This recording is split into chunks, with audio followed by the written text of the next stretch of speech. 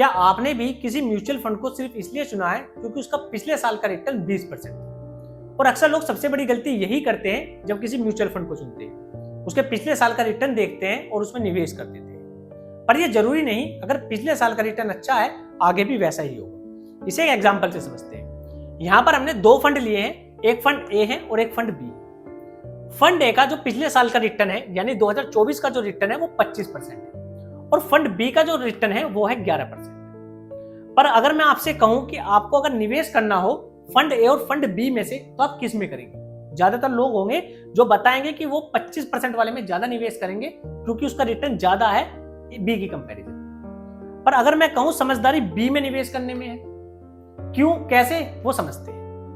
देखिए, अगर हम 21, 22 और 23 के रिटर्न की बात करें तो जो इसका एवरेज रिटर्न है वो 8 से 10% है, पर 2024 पिछले साल का रिटर्न है 25%, यानी इससे बहुत ज्यादा।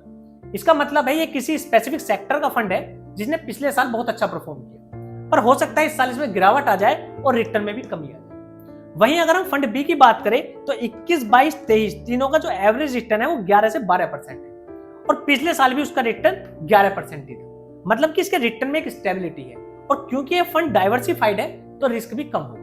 देखिए, जब भी आप किसी म्यूचुअल फंड को चुनते हैं तो सिर्फ रिटर्न देखकर मत चुनो, उसमें उसकी एक्सपेंस रेशो क्या है, उसका फंड मैनेजर कौन है, उसके जो रिटर्न में कंसिस्टेंसी कितनी है और रिस्क प्रोफाइल कैसा है, ये सब देखकर ही आप उसमें निवेश कीजिए। देखिए, म्यूचुअल फंड सही है पर म्यूचुअल फंड में निवेश करने का तरीका और भी ज्यादा सही होना चाहिए। और अगर आपको ऐसी ही वीडियो चाहिए तो आप हमारे चैनल को सब्सक्राइब कीजिए और वीडियो को लाइक एंड शेयर जरूर कीजिए।